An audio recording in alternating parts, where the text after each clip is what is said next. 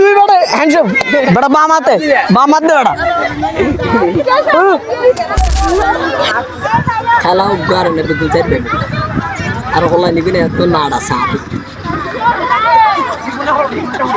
আটা মারে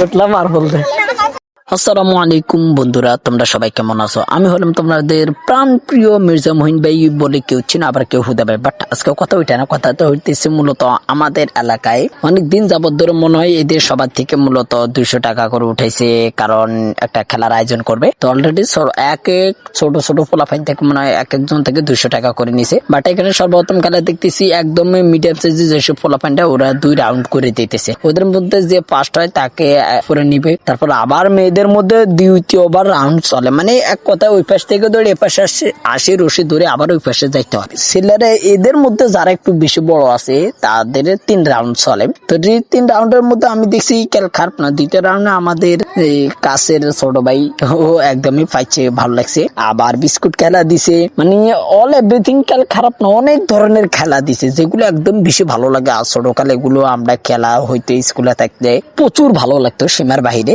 স্কুলে থাকলে যখন এসব খেলাগুলা দিত আমার কাছে অনেক ভালো লাগতো।